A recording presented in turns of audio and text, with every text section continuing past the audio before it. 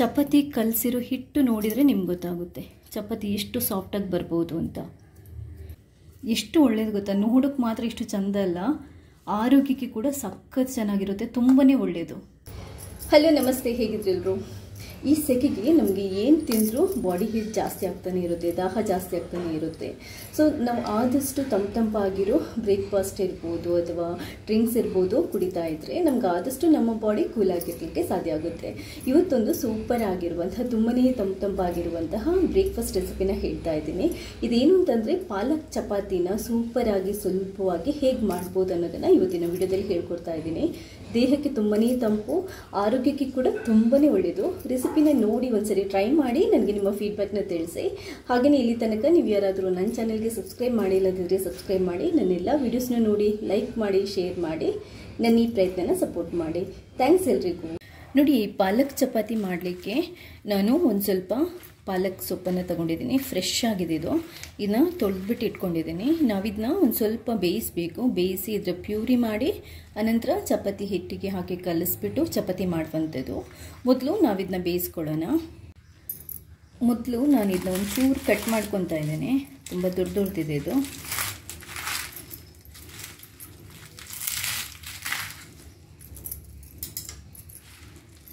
ಇದನ್ನ ಕಟ್ ಮಾಡಿ ನಾವು ಬೇಯಿಸ್ಕೊಳ್ಳೋಣ. ನೀರು ತಗೊಂಡಿದ್ದೀನಿ ನಾನು ಈ ಪಾಲಕ್ ಸೊಪ್ಪನ್ನು ಬೇಯಿಸಲಿಕ್ಕೆ. ನೀವೊಂದು 2 ಕಪ್ಪಷ್ಟು ಹಿಟ್ಟು ತಗೊಂಡು ಚಪಾತಿ ಮಾಡ್ತಿರಾದರೆ ಒಂದು 2 ಹಿಡಿಯಷ್ಟು ಪಾಲಕ್ ಸೊಪ್ಪು ಹಾಕ್ಕೊಳ್ಳಿ. ನಾನೊಂದು 2 ಕಪ್ಪಷ್ಟು ಚಪಾತಿ ಮಾಡ್ತಾ ಇದ್ದೀನಿ, ಅದರಿಂದ 2 ಹಿಡಿಯಷ್ಟು ಪಾಲಕನ್ನು ಹಾಕೊತಾ ಇದ್ದೀನಿ. ಇದನ್ನ ಇವಾಗ ಬೇಯಿಸ್ಲಿಕ್ಕೆ ಇಡೋಣ. ಇದನ್ನ ಬೇಯಿಸ್ಕೊತಾ ಇದ್ದೀನಿ. ನೀವು ಪಾಲಕ್ ಸೊಪ್ಪು ಬೇಯಿಸುವಾಗ ಉಪ್ಪೇನು ಹಾಕಬೇಡಿ, ಯಾಕಂತಂದರೆ ಹಿಟ್ಟಿಗೆ ಉಪ್ಪು ಹಾಕ್ತೀವಿ ಅದೇ ಸಾಕು. ಮತ್ತು ಬೇಯಿಸುವಾಗ ಕೂಡ ಅಷ್ಟೇ ತುಂಬ ಸ್ಮ್ಯಾಶ್ ಆಗೋ ಥರ ಬೇಯಿಸಬಾರ್ದು, ಸ್ವಲ್ಪ ಹದಕ್ಕೆ ಬೇಯಿಸಿದರೆ ಸಾಕು. ಆಮೇಲೆ ಚಪಾತಿ ಕಾಯಿಸುವಾಗ ಹೇಗೂ ಪಾಲಕ್ ಸೊಪ್ಪು ಬೇಯುತ್ತೆ. ನೋಡಿ, ಬೇಯ್ತಾ ಇದೆ, ಆಲ್ಮೋಸ್ಟ್ ಬೆಂದಿದೆ. ಇದು ಬೆಂದು ಆಮೇಲೆ ಬೇರೆ ಕಲರ್ ಚೇಂಜ್ ಆಗೋ ತನಕ ಮಾಡೋದು ಬೇಡ, ಯಾಕಂತಂದರೆ ಚೆನ್ನಾಗಿರಲ್ಲ. ನಾವು ಇದನ್ನ ಏನು ಮಾಡಬೇಕು, ಇದನ್ನ ಒಂದು ಸ್ವಲ್ಪ ಈ ಥರ ತೆಗೆದ್ಬಿಟ್ಟು ಈ ಬೆಂದಿರೋ ಪಾಲಕ್ ಇದೆಯಲ್ವಾ ಅದನ್ನ ತಣ್ಣೀರಿಗೆ ಹಾಕೋಬೇಕು. ಇದು ಯಾಕೆ ತಣ್ಣೀರಿಗೆ ಹಾಕೊಳ್ಳೋದು ಅಂತಂದರೆ ಈ ಗ್ರೀನ್ ಕಲರ್ ಇದೆಯಲ್ವಾ ಅದು ಲಾಸ್ ಆಗಲ್ಲ. ಅಂದರೆ ಇಲ್ಲದಿದ್ರೆ ಒಂದು ಸ್ವಲ್ಪ ಮಸ್ಕಾದಾಗ ಆಗುತ್ತೆ. ತಣ್ಣೀರಿಗೆ ಹಾಕೋದ್ರಿಂದ ಪಾಲಕನ್ನು ನೀವು ಪಾಲಕ್ ಚಪಾತಿ ಅಂತಲ್ಲ, ಪಾಲಕ್ದು ನಾವು ಏನೇ ಪಾಲಕ್ ಪನ್ನೀರ್ ಏನೇ ಮಾಡಬೇಕಾಗಿದ್ರು ಪಾಲಕ್ ಸೊಪ್ಪನ್ನು ಬೇಯಿಸಿಬಿಟ್ಟು ಒಂದು ಸ್ವಲ್ಪ ತಣ್ಣೀರಿಗೆ ಹಾಕ್ಕೊಂಡ್ರೆ, ಅಂದರೆ ಬೇಯಿಸಿದ ತಕ್ಷಣ ಅದನ್ನ ತೆಗೆದ್ಬಿಟ್ಟು ತಣ್ಣೀರಿಗೆ ಹಾಕ್ಕೊಂಡ್ರೆ ಆ ಕಲರ್ ಇದೆಯಲ್ಲ, ಹಸಿರು ಕಲರ್ ಇದೆಯಲ್ವಾ ಅದು ಲಾಸ್ ಆಗಲ್ಲ, ಅದೇ ಥರ ಇರುತ್ತೆ. ಇವಾಗ ಇದು ತಣ್ಣಗೂ ಆಗಿರುತ್ತೆ. ಇದನ್ನ ಇವಾಗ ನಾವು ರುಬ್ಬಿಟ್ಟು ಪ್ಯೂರಿ ಮಾಡ್ಕೊಳ್ಳೋಣ.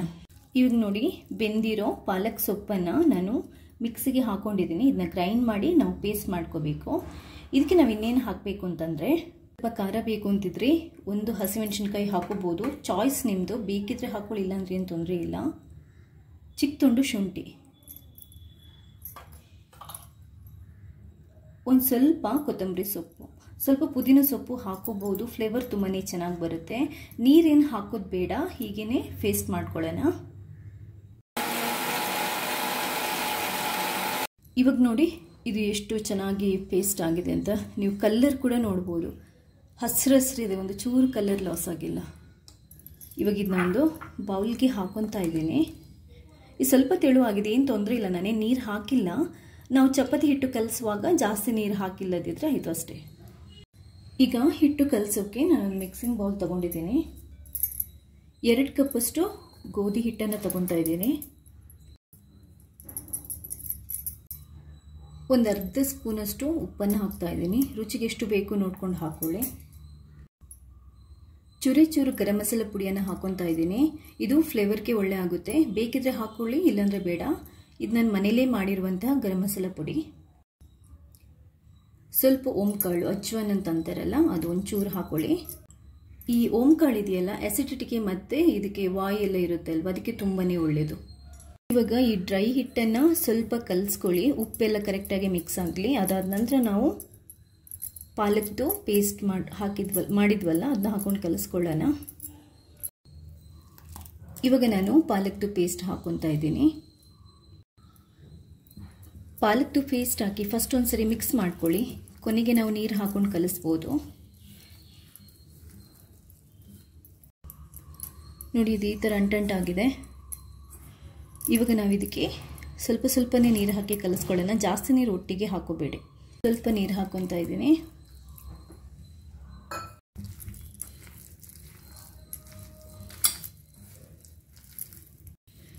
ನೋಡಿ, ನಾವು ಚಪಾತಿ ಹಿಟ್ಟು ಕಲಿಸುವಾಗ ನಮಗೆ ಚಪಾತಿ ಸಾಫ್ಟಾಗಿ ಬರಬೇಕು ಅಂತಂದರೆ ನಾವು ನೀರು ಹಾಕ್ತೀವಲ್ವ, ಒಂದ್ಸರಿ ಮಿಕ್ಸ್ ಮಾಡಿದ ನಂತರ ನೆಕ್ಸ್ಟ್ ಈ ಥರ ಅಂಟ್ಕೊಂಡ ಥರ ಇರಬೇಕು.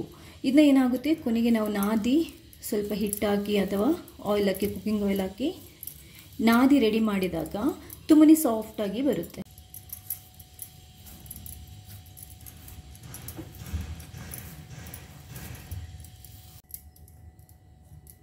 ಇದನ್ನು ಚೆನ್ನಾಗಿ ನಾದ್ಕೊಂಡಿದ್ದೀನಿ.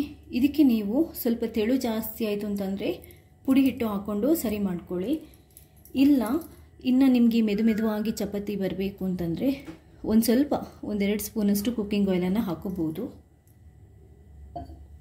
ನಾನು ಆ್ಯಕ್ಚುಲಿ ಕೊಕೊನಟ್ ಆಯಿಲನ್ನು ಯೂಸ್ ಮಾಡ್ತಾಯಿದ್ದೀನಿ. ತುಂಬಾ ಆರೋಗ್ಯಕ್ಕೆ ಕೂಡ ಒಳ್ಳೆಯದು, ಚಪಾತಿ ಕೂಡ ತುಂಬಾ ಚೆನ್ನಾಗಿ ಬರುತ್ತೆ.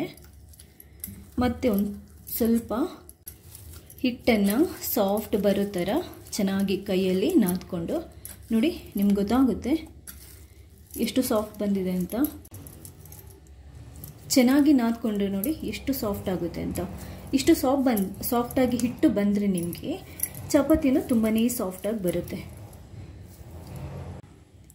ನೋಡಿ, ನಾನು ಹಿಟ್ಟು ಇಷ್ಟು ಸಾಫ್ಟ್ ಬರಬೇಕು ಅಂತಂದರೆ ಇದರಲ್ಲಿ ಈ ಹಿಟ್ಟು ತಗೊಂಡ ಕಪ್ಪಲ್ಲಿ ಜಸ್ಟ್ ಅರ್ಧ ಕಪ್ಪಷ್ಟು ಅಷ್ಟೇ ನೀರು ಹಾಕಿರೋದು.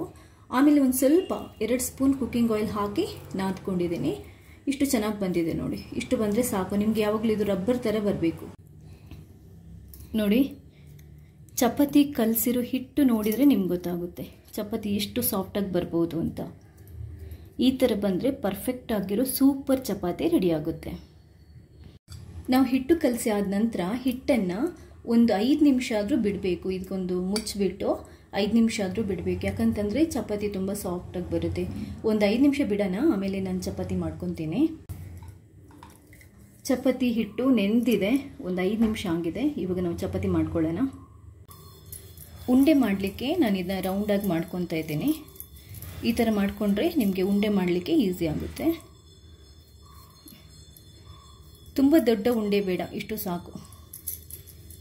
ಕೈಯಲ್ಲಿ ರೌಂಡಾಗಿ ಉಂಡೆ ಮಾಡ್ಕೊಳ್ಳಿ. ಇಷ್ಟು ಸಾಕು, ಪರ್ಫೆಕ್ಟ್ ಆಗಿದೆ. ಇಷ್ಟು ದೊಡ್ಡ ಉಂಡೆ ಸಾಕು. ದೊಡ್ಡ ಚಪಾತಿ ನಾನು ಮಾಡ್ತಾ ಇಲ್ಲ.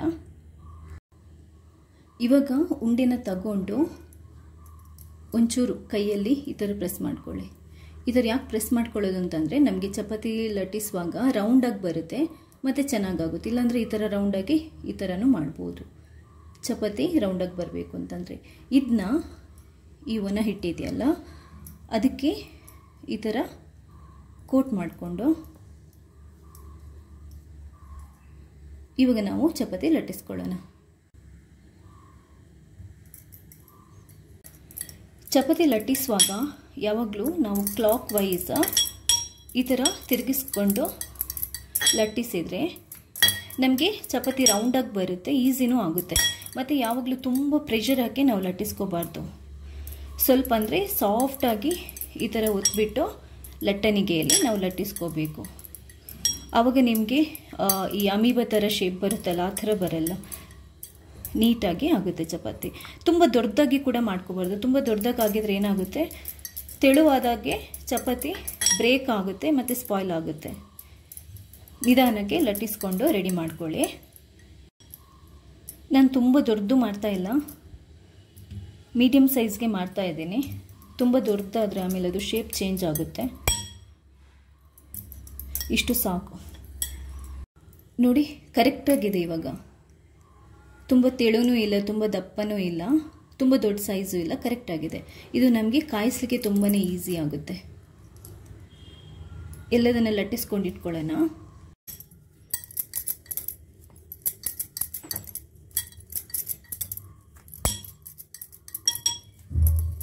ತವನ ಕಾಯಿಸ್ಕೊಳ್ಳಿ. ಹೈ ಫ್ಲೇಮ್ ಇಟ್ಟು ಕಾಯಿಸ್ಕೋಬೋದು. ಚಪಾತಿ ಸುಡುವಾಗ ಹೈ ಫ್ಲೇಮ್ ಇದ್ದರೆ ತೊಂದರೆ ಇಲ್ಲ. ಕಾಯಿಸ್ಕೊಂಡು ಇವಾಗ ನಾವು ಚಪಾತಿನ ಸುಟ್ಕೊಳ್ಳೋಣ.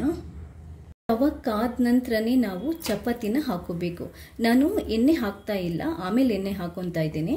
ಹೇಗೆ ಮಾಡ್ತಾ ಇದ್ದೀನಿ ನೋಡ್ಕೊಳ್ಳಿ. ಈ ಥರ ಮಾಡಿದರೂ ತುಂಬಾ ನೀಟಾಗಿ ಬರುತ್ತೆ. ಫಸ್ಟ್ ಒಂದ್ಸರಿ ಒಂದು ಸೈಡಿಗೆ ನಾವು ಚಪಾತಿನ ಹಾಕಿಬಿಟ್ಟು ಒಂದು 10 ರಿಂದ 15 ಸೆಕೆಂಡ್ ಟೈಮ್ ನಾವು ಬೇಯಿಸ್ಬೇಕಿದ್ನ. 10 ರಿಂದ 15 ಸೆಕೆಂಡ್ ಒಂದು ಸೈಡ್ ಬೇಯಿಸಿ ಆದ ನಂತರ ಇವಾಗ ಟರ್ನ್ ಮಾಡಿ ಹಾಕಬೇಕು. ಡ್ರೈ ಆಗಿ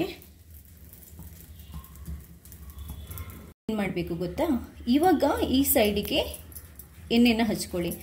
ತುಪ್ಪ ಬೇಕಾದರೂ ಆಗುತ್ತೆ. ಎಣ್ಣೆನ ಹಚ್ಕೊಂಡು ಒಂದು ಸಟುಗ ಇರುತ್ತಲ್ವಾ, ಸಟುಗದಲ್ಲಿ ಇದು ಇಲ್ದಿದ್ರೂ ಉಬ್ಬಿ ಬರ್ತಾ ಇದೆ, ಇಲ್ದಿದ್ರೆ ನೋಡಿ ಸಟುಗದಲ್ಲಿ ನಾವು ಈ ಥರ ಪ್ರೆಸ್ ಮಾಡಿದ್ರೂ ನೀಟಾಗಿ ಈ ಸೈಡನ್ನು ಪ್ರೆಸ್ ಮಾಡಿದರೆ ನೀಟಾಗಿ ಉಬ್ಬಿ ಬರುತ್ತೆ. ನೋಡಿದ್ರಲ್ಲ, ನಿಮ್ಗೆ ನೋಡಿದರೆ ಗೊತ್ತಾಗುತ್ತೆ. ಇವಾಗ ಈ ಸೈಡ್ ಆಯ್ತಲ್ಲ, ಇನ್ನೊಂದು ಸೈಡನ್ನು ಮಗುಚಿ ಹಾಕಿ ಕಾಯಿಸ್ಕೊಳ್ಳೋಣ. ಮಗುಚಿ ಹಾಕ್ತಾ ಇದ್ದೀನಿ. ಇನ್ನೊಂದು ಸೈಡ್ ಮಗುಚಿ ಹಾಕಿ ಆ ಸೈಡಿಗೆ ಕೂಡ ಸ್ವಲ್ಪ ಎಣ್ಣೆ ಅಥವಾ ತುಪ್ಪನ ಸವರ್ಬಿಟ್ಟು ನೀವೊಂದು ಸಟಕದಲ್ಲಿ ಒತ್ತುತ್ತಿದ್ರೂ ಉಬ್ಬಿ ಬರುತ್ತೆ. ಇದು ಅದರಷ್ಟಕ್ಕೆ ಉಬ್ಬಿ ಬರ್ತಾ ಇದೆ ನೋಡಿ. ನಿಮ್ಗೆ ನೋಡಿದರೆ ಗೊತ್ತಾಗುತ್ತೆ. ನೋಡಿ ಪೂರಿ ಥರ ಬರ್ತಾ ಇದೆ. ಎಷ್ಟು ಚೆನ್ನಾಗಿ ಬರ್ತಾ ಇದೆ ನೋಡಿ. ನೋಡಿ ಎಷ್ಟು ಚೆನ್ನಾಗಿ ಬರ್ತಾ ಇದೆ ನೋಡಿ. ಚಪಾತಿ ಸಖತ್ತಾಗಿ ಬಂದಿದೆ. ಮೆದು ಮೆದುವಾಗಿ ಸೂಪರ್ ಸಾಫ್ಟಾಗಿ ಉಬ್ಬಿನೂ ಬಂದಿದೆ. ತುಂಬಾ ಚೆನ್ನಾಗಿ ಬಂದಿದೆ. ಎರಡು ಸೈಡನ್ನು ನೀಟಾಗಿ ಕಾಯಿಸ್ಕೊಂಡು ಆಮೇಲೆ ತೆಗಿಬೋದು. ನೀವು ಇದು ಟೆಕ್ಸ್ಚರ್ ನೋಡಿ ನಿಮಗೆ ಗೊತ್ತಾಗುತ್ತೆ ಎಷ್ಟು ಸಾಫ್ಟಾಗಿ ಎಷ್ಟು ಚೆನ್ನಾಗಿ ಬಂದಿದೆ ಅಂತ. ಇದೇ ಥರ ಎಲ್ಲ ಚಪಾತಿನ ಕಾಯಿಸ್ಕೊಳ್ಳಿ. ನೋಡಿ ಸೂಪರ್ ಆಗಿರುವಂಥ ಹೆಲ್ದಿ ಪಾಲಕ್ ಚಪಾತಿ ರೆಡಿ ಆಗಿದೆ. ನಾನು ಇವಾಗ ಇದಕ್ಕೊಂದು ಕ್ವಿಕ್ಕಾಗಿ ಚಟ್ನಿ ಒಂದು ಮಾಡೋದನ್ನು ಹೇಗೆ ಅಂತ ಹೇಳ್ಕೊಡ್ತಾ ಇದ್ದೀನಿ. ಇದು ತುಂಬಾ ಸಿಂಪಲಾಗಿ ಮಾಡುವಂಥ ಚಟ್ನಿ, ಯಾರು ಬೇಕಾದರೂ ಈಸಿಯಾಗಿ ಮಾಡ್ಬೋದು. ಇದಕ್ಕೆ 1-2 ಹಸಿಮೆಣಸಿನ್ಕಾಯಿ, ನಿಮಗೆ ಖಾರ ಜಾಸ್ತಿ ಬೇಕು ಅಂತಂದರೆ ಒಂದು ಜಾಸ್ತಿ ಹಾಕಿ. ಅದಾದ ನಂತರ ಒಂದು ತುಂಡು ಶುಂಠಿ, ಒಂದು ಸ್ವಲ್ಪ ಕೊತ್ತಂಬರಿ ಸೊಪ್ಪು, ಒಂದು ಅರ್ಧ ಈರುಳ್ಳಿ, ಇದು ಬಿಳಿ ಕಲರ್ ಈರುಳ್ಳಿ ಇದೆ, ಅದನ್ನ ಹಾಕೊತಾ ಇದ್ದೀನಿ. ಚಟ್ನಿಗೆ ನಾನು ಒಂದು 2 ಎಸ್ಲು ಬೆಳ್ಳುಳ್ಳಿ ಹಾಕೊತೀನಿ. ಬೇಕಿದ್ರೆ ಹಾಕೊಳ್ಳಿ, ಇಲ್ಲದಿದ್ದರೆ ನಿಮ್ಮ ಚಾಯ್ಸು. ಸ್ವಲ್ಪ ಹುಣಸೆ ಹಣ್ಣು. ಅದಾದ ನಂತರ 1 ಕಪ್ಪಷ್ಟು ನಾನು ಕಾಯಿ ತುರಿ ಹಾಕೊತಾ ಇದ್ದೀನಿ. ನೋಡಿ ಅರ್ಧ ಸ್ಪೂನಷ್ಟು, ಚಿಕ್ಕ ಟೇಬಲ್ ಸ್ಪೂನಲ್ಲಿ ಅರ್ಧ ಸ್ಪೂನಷ್ಟು ಉಪ್ಪು ಹಾಕೊತಾ ಇದ್ದೀನಿ. ರುಚಿಗೆ ನೋಡ್ಕೊಂಡು ಹಾಕೊಳ್ಳಿ. ಫ್ಲೇವರಿಗೆ ಒಂದು ಸ್ವಲ್ಪ ನಾನು ಸಕ್ಕರೆ ಹಾಕೊತಾ ಇದ್ದೀನಿ. ಇದು ಆಪ್ಷನಲ್, ಬೇಕಿದ್ರೆ ಹಾಕೋಬಹುದು, ಇಲ್ಲಾಂದರೆ ಬೇಡ. ಅದಾದ ನಂತರ ಚೂರು ನಿಮಗೆ ಎಷ್ಟು ಹದ ಬೇಕು ಅಷ್ಟು ಅದಕ್ಕೆ ನೋಡ್ಕೊಂಡು ನೀರು ಹಾಕಿ ನಾನೊಂದು 5 ರಿಂದ 6 ಸ್ಪೂನು ನೀರು ಹಾಕೊತಾ ಇದ್ದೀನಿ. ಇವಾಗ ಇದನ್ನ ಗ್ರೈಂಡ್ ಮಾಡ್ಕೊಳ್ಳೋಣ. ನೋಡಿ ಸೂಪರ್ ಆಗಿರುವಂತಹ ಚಟ್ನಿ ರೆಡಿ ಆಗಿದೆ. ಈ ಚಟ್ನಿ ಚಪಾತಿ ಜೊತೆ ಸೂಪರ್ ಆಗಿರುತ್ತೆ. ಇವಾಗ ನಾನು ಸರ್ವ್ ಮಾಡ್ತೀನಿ. ನೋಡಿ ಇದು ನಮ್ಮ ಪಾಲಕ್ ಚಪಾತಿ. ನಿಮ್ಗೆ ನೋಡ್ತಾ ಇದ್ರೇ ಗೊತ್ತಾಗುತ್ತೆ ಎಷ್ಟು ಮೆದುವಾಗಿ ಎಷ್ಟು ಸೂಪರ್ ಆಗಿ ಬಂದಿದೆ ಅಂತ. ನೋಡಿ ಸಕ್ಕತ್ತಾಗಿ ಬಂದಿದೆ. ಎಷ್ಟು ಒಳ್ಳೇದು ಗೊತ್ತಾ, ನೋಡೋಕ್ಕೆ ಮಾತ್ರ ಇಷ್ಟು ಚಂದ ಅಲ್ಲ, ಆರೋಗ್ಯಕ್ಕೆ ಕೂಡ ಸಖತ್ ಚೆನ್ನಾಗಿರುತ್ತೆ. ತುಂಬಾ ಒಳ್ಳೆಯದು. ಇದಕ್ಕೆ ನಾವು ಬೇಕಾದರೆ ಒಂದು ಸ್ವಲ್ಪ ತುಪ್ಪನ ಹಚ್ಬಿಟ್ಟು ತಿನ್ಬೋದು. ಚೆನ್ನಾಗಿರುತ್ತೆ, ತುಂಬಾ ಚೆನ್ನಾಗಿರುತ್ತೆ.